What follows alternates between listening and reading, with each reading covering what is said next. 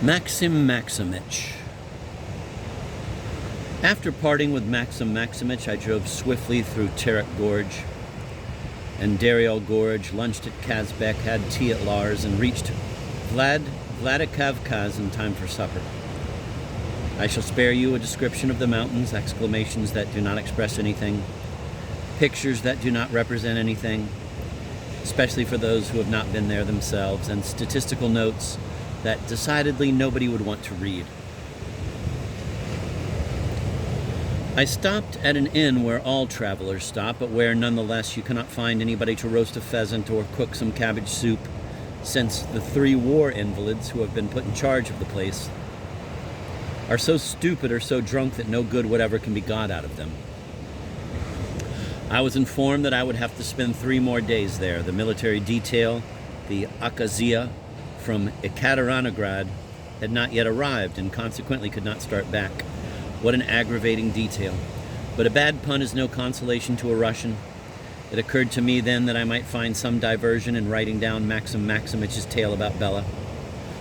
Little did I know that it would become the first link of a long chain of stories. You will observe how sometimes an insignificant event has dire consequences. By the way, you may not know what an Akazia is. It means a protective detail consisting of half a company of infantry and a cannon with which convoys travel through the Kabarda region, from Vladikavkaz to Ekaterinograd. The first day I spent most dully. On the next, early in the morning, a carriage drove into the yard. Why, Maksim Maksimich. We met like 2 old friends. I offered him the use of my room. He made no pretense of ceremony. He even clapped me on the shoulder and twisted his mouth into the semblance of a smile. Such a queer chap. Maksim Maksimich was deeply versed in the culinary art. He made a wonderful job of roasting a pheasant and had the happy thought of basting it with a cucumber marinade. I must admit that had it not been for him, I would have been confined to dry rations. A bottle of Tahitian wine helped us to forget the modest number of courses. There was but one of them. And upon lighting our pipes, we settled down, I by the window, he by the burning stove, for the day was damp and cold. We were silent. What was there to talk about? He had already told me everything about himself that was entertaining. While I had nothing to tell, I sat looking out of the window. Through the trees, a multitude of squat little houses showed here and there, scattered along the bank of the Terek River, which hereabouts keeps running wider and wider. Further away, blue mountains loomed like a crenulated wall, and from behind them peered forth Mount Kazbek in its white cardinalic meter. I was taking leave of them mentally. I had begun to feel sorry about it. We sat like this for a long time. The sun had hidden behind the cold peaks, and a whitish mist had begun to spread in the valleys, when from without came the jingle of a harness bell and the shouts of coachmen. A few carts with grimy Armenians entered the yard of the inn, followed by an empty traveling calash. There was a foreign touch about its easy ride, comfortable arrangement, and smart appearance. Behind it walked a man with a big mustache, clad in a Hungarian jacket, fairly well dressed for a valet. His calling could not be mistaken once you observed the swaggering way he shook the ashes out of his pipe and shouted at the driver. He was obviously the spoiled servant of an easygoing master, a kind of Russian Figaro. "Say, my good man," I cried to him from the window, "has the convoy arrived or what?" He looked at me in a rather insolent manner, adjusted his neckcloth, and turned away. The Armenian who walked beside him answered for him, with a smile, that the convoy had indeed arrived and would go back on the morrow. "Thank goodness," said Maksim Maksimich, who by that time had come up to the window. "What a marvelous carriage," he added. "Must be some functionary going to an inquest in Tiflis. Seems he's not yet acquainted with our little mountain roads." "Well, the joke is on you, friend. They're not the familiar brand. They'll loosen the screws even in an English carriage." "But who might it be anyway? Let's go and find out." We stepped out into the passage. At the end of the passage, a door stood open into a side room. Into it, the valet and the driver were lugging suitcases.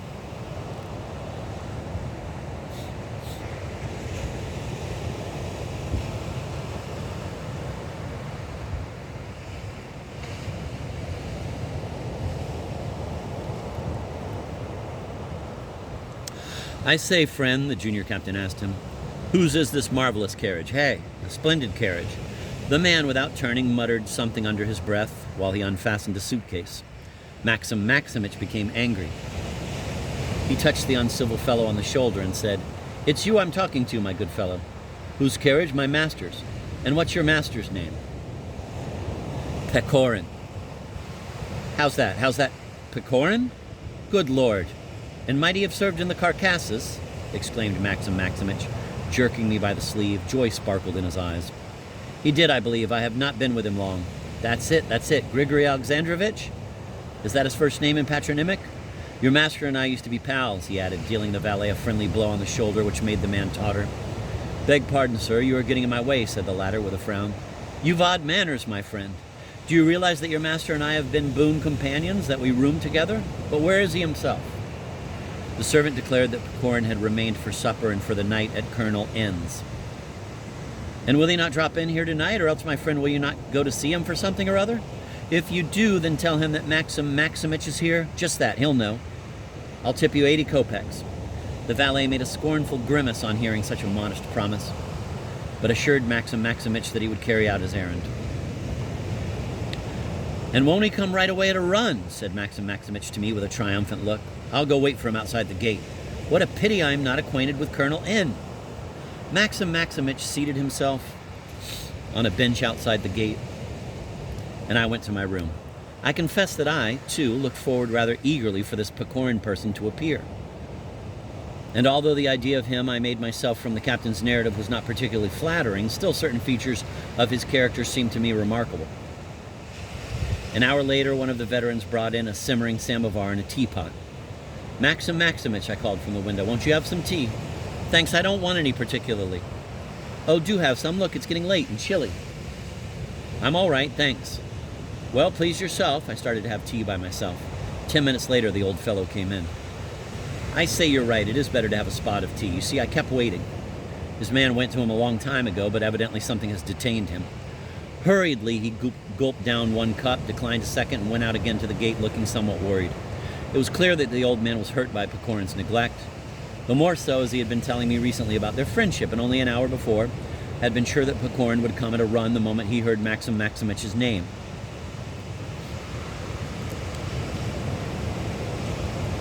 It was late and dark when I opened the window again and started to call Maksim Maksimich, saying that it was time to go to bed. He muttered something between his teeth. I repeated the invitation. He did not answer.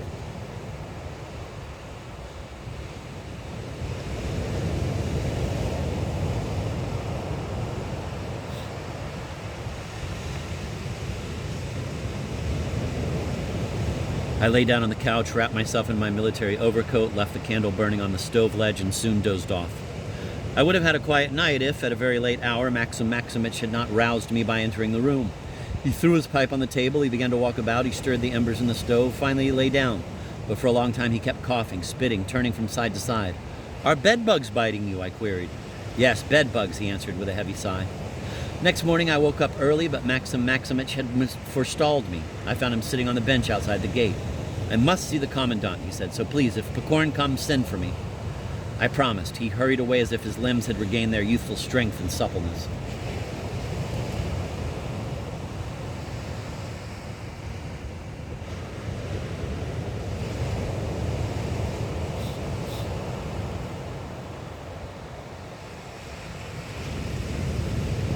The morning was fresh, but fine golden clouds had accumulated on the mountains like an additional airy range, a wide square spread before the gate. Beyond it, a marketplace was seething with people, it being Sunday. Barefooted Ossetian lads carrying on their shoulders sacks of honeycomb swarmed around me. I chased them away. I could not be bothered by them. I was beginning to share the restlessness of my good captain. 10 minutes had hardly elapsed when at the other end of the square there appeared the person we were expecting. He was accompanied by Colonel N., who, after seeing him to the end, took his leave and turned back in the direction of the fort. I immediately sent one of the veterans to fetch Maksim Maksimich.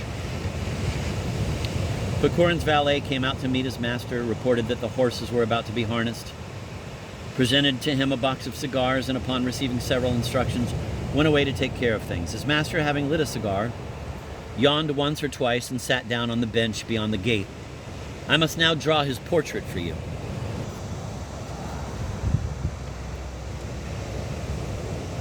He was of medium height, a slim waist and broad shoulders testified to a sturdy constitution.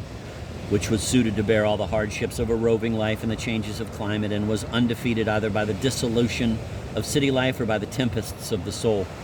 His dusty velvet jacket was fastened only by the 2 lower buttons and allowed one to see the dazzlingly clean linen which bespeaks the habits of a gentleman. His soiled gloves appeared to be made to order. So well did they fit his small aristocratic hands, and when he took off one glove, I was surprised to see how thin his pale fingers were. His gait was loose and indolent, but I observed that he did not swing his arms, a sure sign of a certain reticence of nature.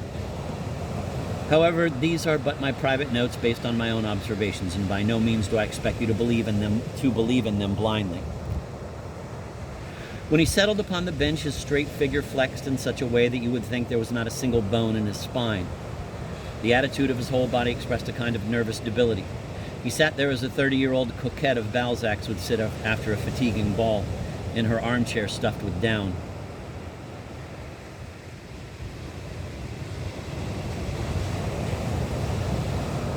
After a first glance at his face, I would not have given him more than 23 years, though later I was ready to give him 30. There was something childish about his smile. His skin had a kind of feminine tenderness of texture. His fair hair, wavy by nature, framed so picturesquely his pale, noble brow, upon which only prolonged observation could make out the traces of intersecting wrinkles, which probably became much more clearly marked in moments of wrath or spiritual restlessness.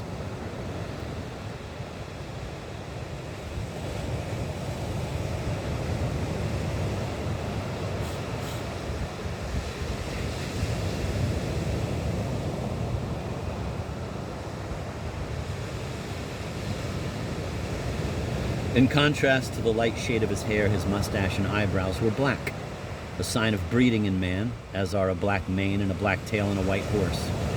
To complete his portrait, let me say that he had a slightly bobbed nose, dazzlingly white teeth, and brown eyes. I must add a few words about those eyes of his. In the first place, they never laughed when he was laughing. Have you observed this bizarre trait in some people? It is either the sign of a wicked nature or of a deep and constant melancholy.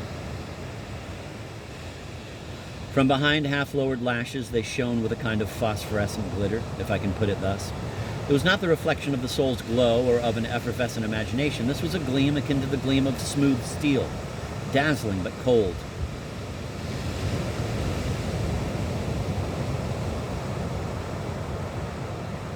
His glance, while not lingering, was penetrating and oppressive. It left a disagreeable impression of an indiscreet question, and might have appeared insolent had it not been indifferently serene. Perhaps all these observations came to my mind only because I knew some details of his life, and perhaps upon someone else his looks might have produced an entirely different impression. But since you will hear of him from no one but me, you must needs be satisfied with this portrayal. I shall say in conclusion that on the whole he was rather handsome, and had one of those original faces which especially appeal to women of fashion.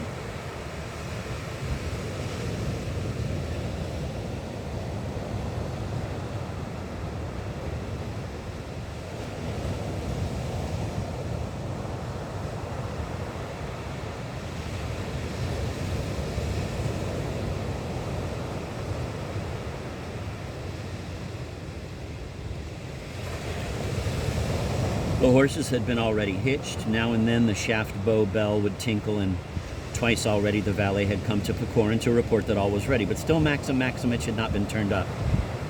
Fortunately, Pecorin was immersed in meditation as he looked at the blue crenulations of the Caucasian range, and apparently was in no haste to set out on his journey. I went up to him. "If you care to wait a little longer," I said, "you'll have the pleasure of seeing an old comrade of yours." "Oh, that's right," he answered quickly. "They told me so last night, but where is he?" I turned toward the square and saw Maksim Maksimich running as fast as he could. A few moments later, he was near us. He could hardly breathe. Sweat was trickling down his face. Wet shags of gray hair escaping from under his cap had glued themselves to his forehead. His knees were shaking. He was about to fall on Pecorin's neck, but the latter, rather coolly, though with a friendly smile, stretched out his hand. For a second, the captain stood transfixed, but then avidly seized that hand in both of his. He still was not able to speak. "How glad I am, dear Maksim Maksimich. Well, how are you?" said Pecorin.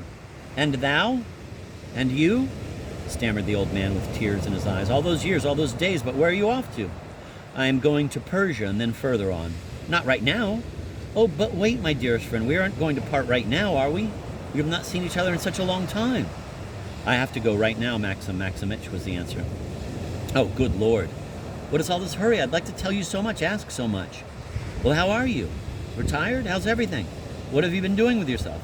I have been bored, answered Pechorin with a smile. Remember our days at the fort? Fine country for hunting. You used to be a passionate sportsman, and remember Bella? Pechorin paled slightly and turned away. Oh yes, I remember, he said, almost at once feigning to yawn.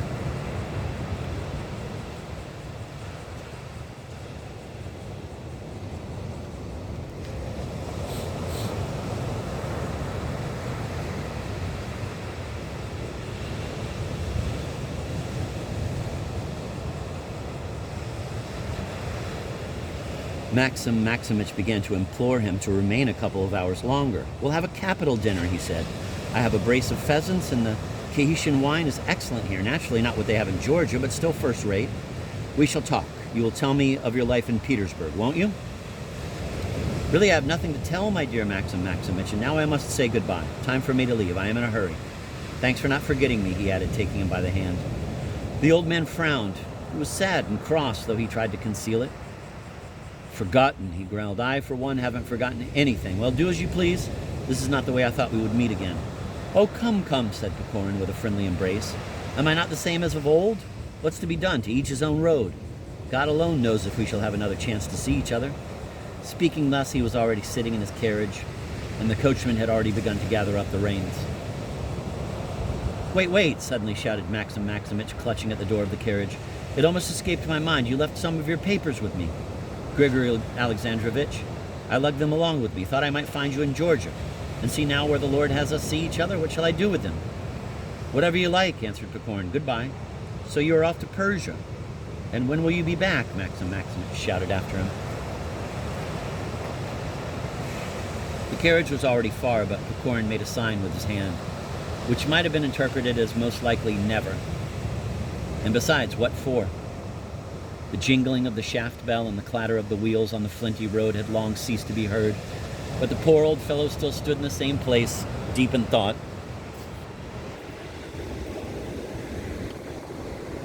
Yes, he said at last, trying to assume an indifferent air, although a tear of vexation would still sparkle from time to time on his lashes. Of course, we used to be friends, but what is friendship in our times? What can I mean to him? I have neither wealth nor rank, nor am I at all his mate in age.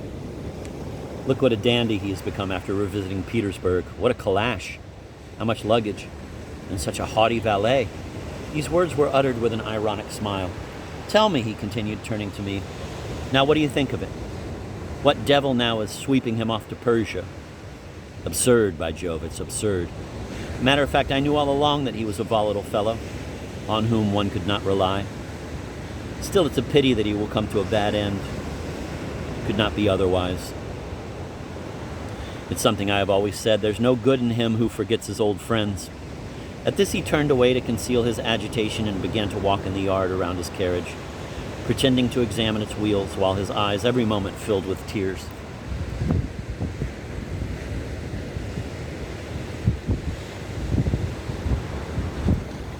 Maksim Maksimich, I said, going up to him, what are those papers that Pechorin left with you? Goodness knows, some sort of memoirs. And what are you going to do with them? What indeed, I'll have them made into cartridges. Better give them to me. He looked at me with surprise, muttered something through his teeth, and began to rummage in a suitcase. Presently, he took out a notebook and threw it on the ground with contempt. A second, a third, and up to a 10th book received the same treatment. There was something childish about his resentment. I began to feel both amused and touched. Here they are, all of them, he said. Congratulations on your find. And I may do with them all I wish. You may even publish them in the gazettes. What do I care? One would think I was some kind of friend or relative of his. True, we did live for a long time under one roof. But haven't I had any number of roommates? I seized the papers and hastened to carry them away, fearing lest the captain might repent. Soon after, we were informed that the convoy would start in an hour. I ordered the horses to be harnessed. The captain entered the room when I had already put on my cap. It seemed he was not getting ready to go. There was something cold and constrained about his appearance.